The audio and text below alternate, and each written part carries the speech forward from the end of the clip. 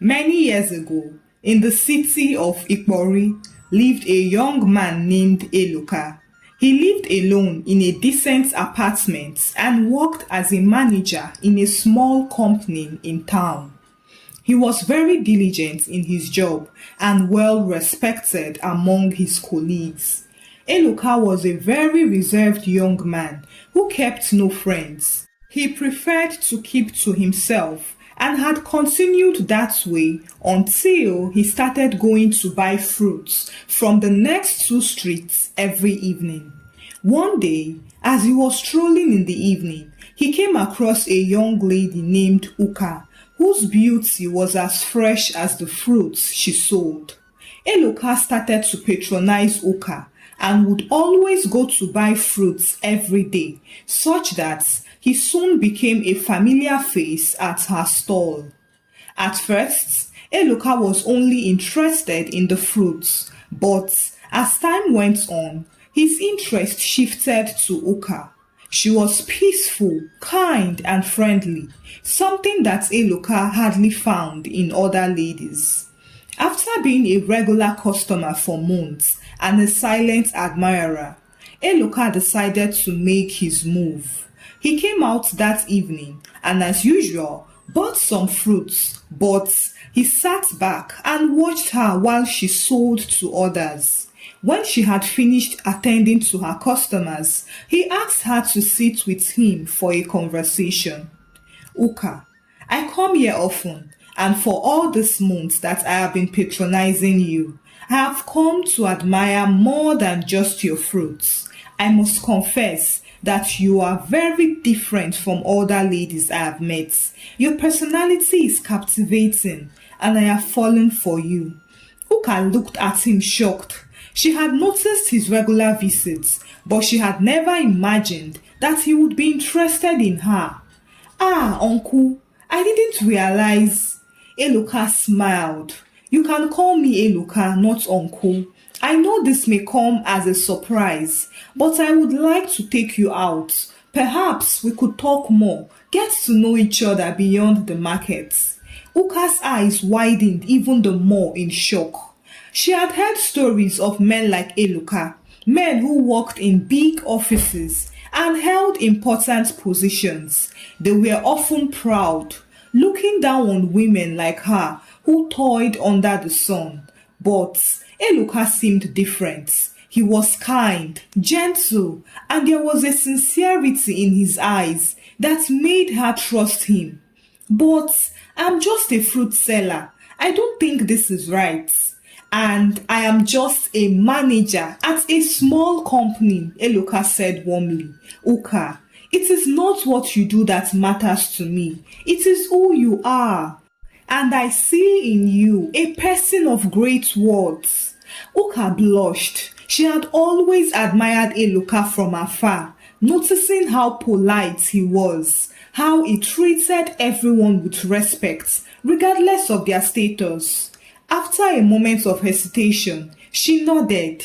All right, I will go out with you. From that day on, Eloka and Uka began to see each other regularly. Their relationship was beautiful. Eloka was everything Uka had hoped for in a partner. Thoughtful, considerate, and attentive. He would buy her small gifts, listen to her stories, and always made her feel special.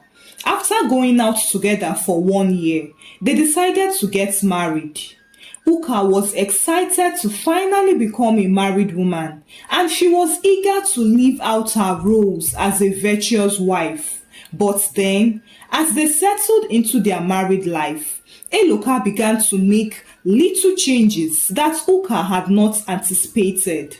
The first thing he did was to ask her to stop selling fruits. Uka, you don't need to sell fruits anymore. I can take care of you. You shouldn't stress yourself with such work. Uka was taken aback. Selling fruit was all she had ever known, and it gave her a sense of independence. But Eloka, I enjoy what I do. It keeps me busy, and I like interacting with people. I understand, Eloka replied.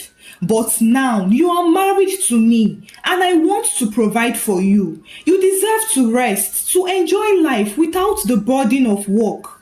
Trust me, Uka, I can handle everything. Uka reluctantly agreed, not wanting to seem ungrateful or disobedient. She trusted Eloka and believed that he had her best interest at heart. She stopped going to the markets and instead spent her days at home, taking care of the house and waiting for Eloka to return from work. The next change came when Eloka insisted on changing her phone number. There is no need for you to be bothered by unnecessary calls, he explained. You can reach me whenever you need to, and I'll make sure everything you need is taken care of. Uka hesitated, but eventually agreed, trusting in Eloka's judgment. However, as the days turned into weeks, she began to feel increasingly isolated. Eloka had also started to discourage her from having friends over or even going out. It is safer for you to stay at home, he would say. I don't want anything to happen to you. Although Uka felt uneasy, but she did not want to disobey her husband. She tried to convince herself that Eloka was only trying to protect her, but a small part of her felt trapped. In spite of all this, she kept her thoughts to herself, not wanting to cause any tension between them. And then one afternoon, as Uka was cooking, she realized that she had run out of salt. Without thinking, she grabbed her purse and rushed out to the nearby shop to buy some. On her way back, she was shocked to see Eloka's car parked outside their house. He had returned early from work. Uka's heart pounded heavily as she hurried inside, hoping to explain why she had gone out to him. As soon as she stepped inside, she could feel the tension in the air. Eloka was standing in the living room and his face was dark with anger. "Where did you go?" he demanded harshly. Uka's hand trembled as she held up the small bag of salt. I went to buy salt, Eloka. We ran out and I needed it to finish cooking. Eloka's eyes narrowed, and before Uka could react, he slapped her across the face. The force of the slap sent her stumbling backwards. "Did I not tell you not to leave this house without my permission?" he shouted. Uka was too shocked to speak. Tears flowed from her eyes as she stared at Eloka, unable to comprehend what had just happened. This was not the man she had married, the man who had been so kind and gentle. She looked at him with confusion and fear.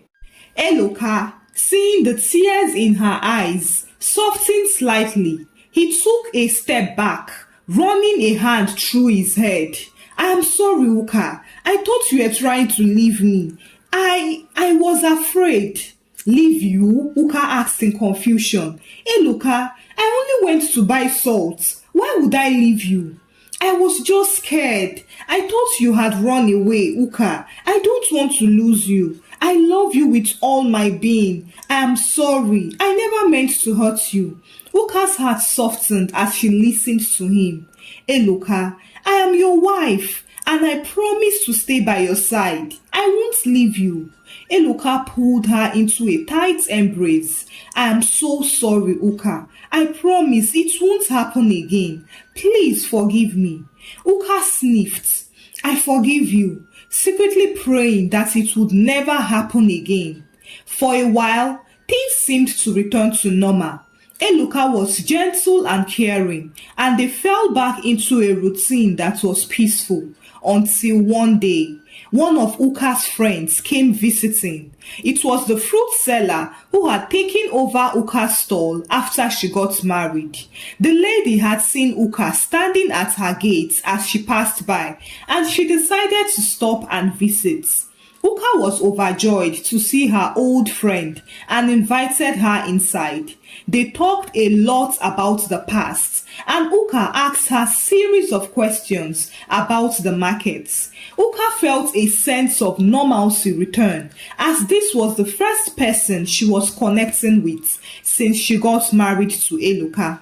Unfortunately for her, Eloka soon arrived and saw her visitor in his sitting room. His mood darkened immediately as he saw the lady, but he greeted her with a forced smile. Uka, who was unaware of the storm brewing inside him, happily introduced her friend to him. Eloka, this is Chika. She's the one who took over my fruit stall after we got married. She just happened to be passing by and saw me at the gates, so she decided to come in and catch up on old times. But Chika was sensitive and noticed the tension in Eloka's attitude, and so she quickly excused herself. It was nice seeing you again, Uka. I should be on my way now. Take care. As soon as Chika left, Eloka turned to Uka, his eyes boiling with anger.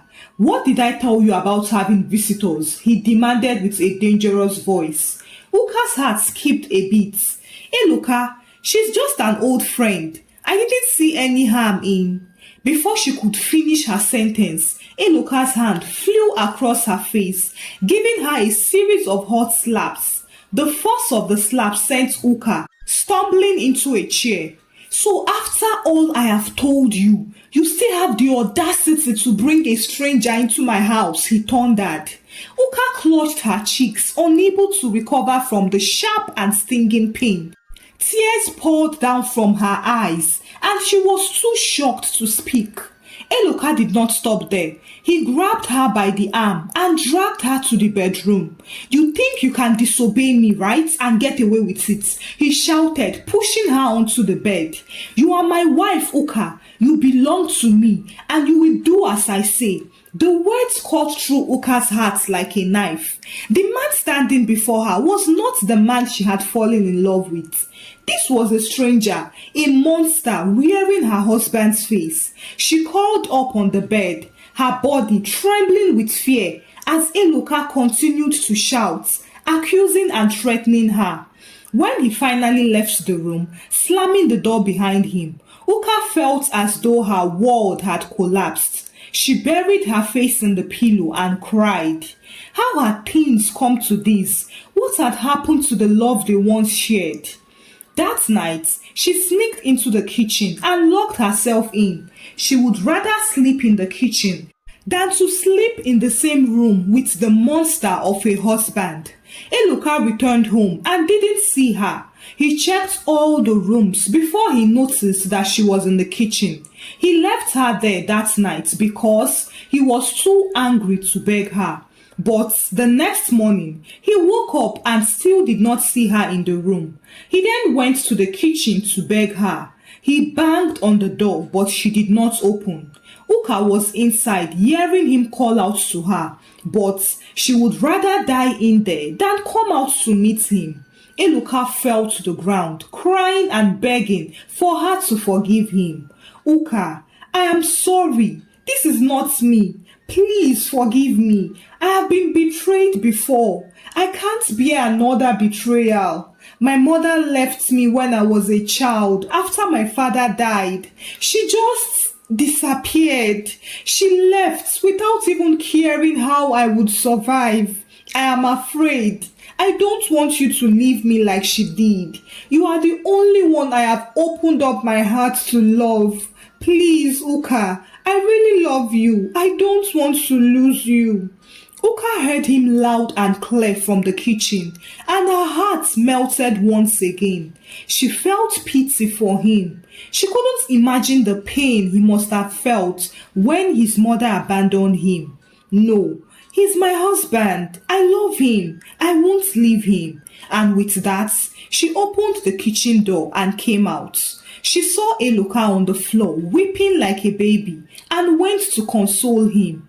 Eloka sniffed badly.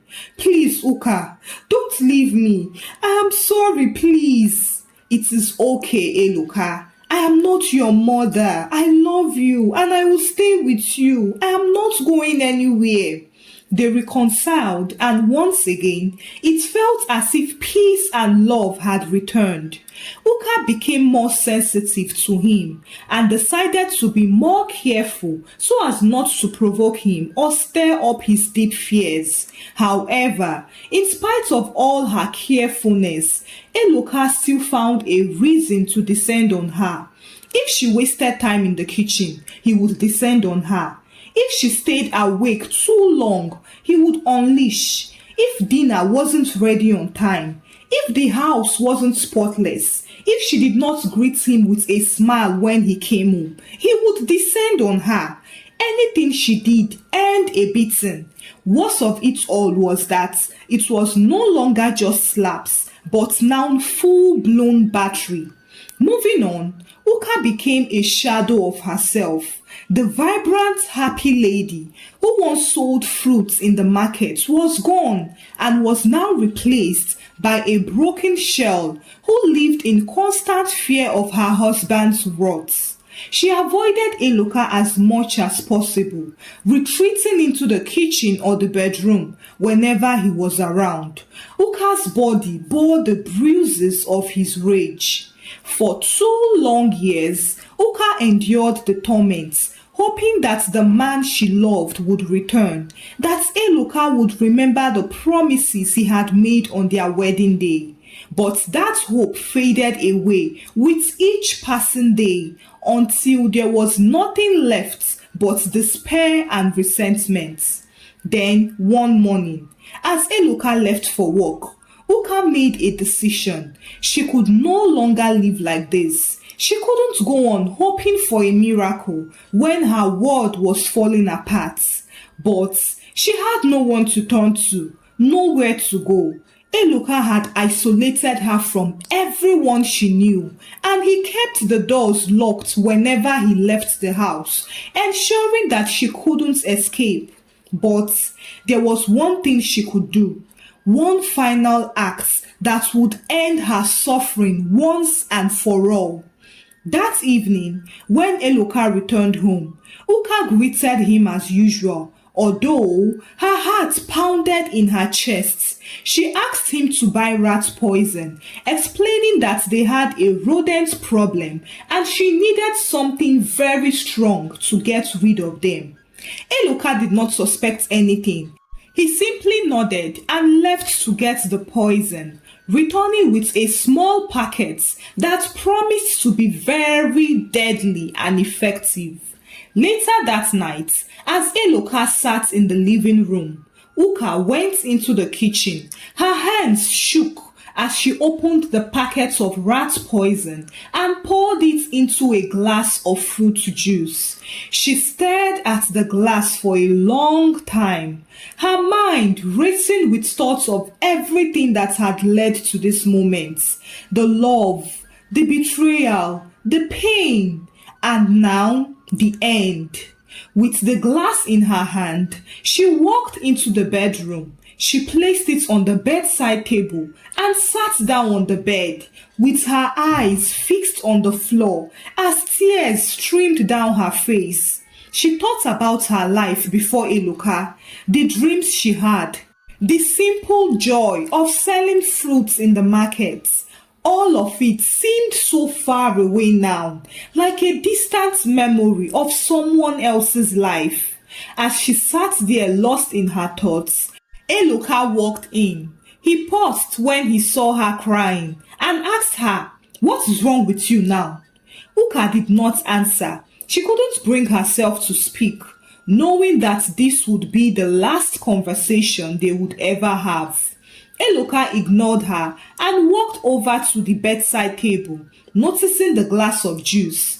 "You are always crying, Uka," he said, while picking up the glass.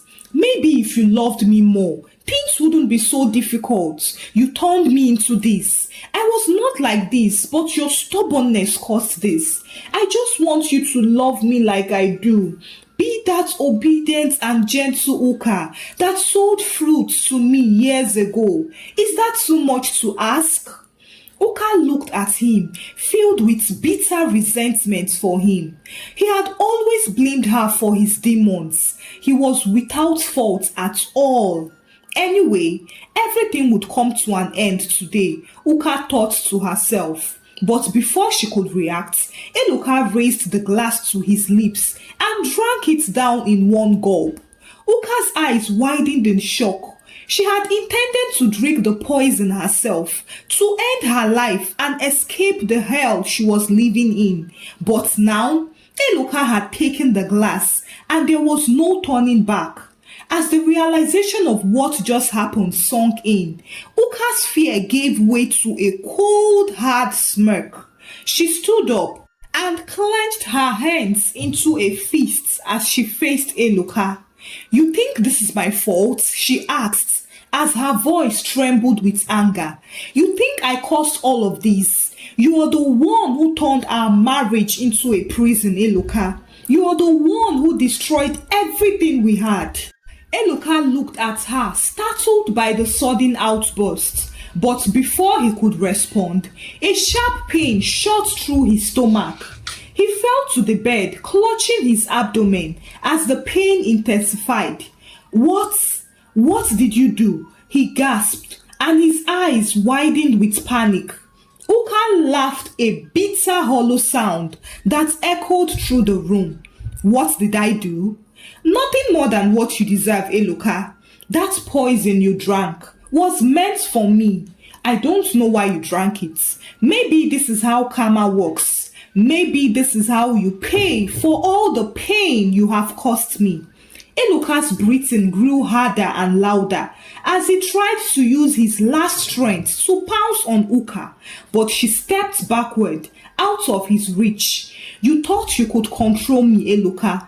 You thought you could cage me like a bird, but you were wrong. I am leaving, and there is nothing you can do to stop me. Go and settle the issue you have with your mother. You don't deserve to be alive, to be with any woman at all. I hope you rot in hell." With those words, Uka turned and walked out of the room. She went to the kitchen, grabbed a bag, and began to pack her things. She took as much money as she could find, knowing that she would need it to start a new life somewhere far away from Ikpori, and she didn't look back as she left the house. She didn't know where she was going, but she knew that she couldn't stay there any longer. She needed to leave, to start afresh in a place where no one knew her, where she could rebuild her life. As she boarded a night bus, Uka felt like a tight noose had been pulled off from her neck. She was free now, free from the man who had tried to destroy her, and that was enough. As she sat in the bus, she closed her eyes and let the darkness of the night carry her away to a new beginning.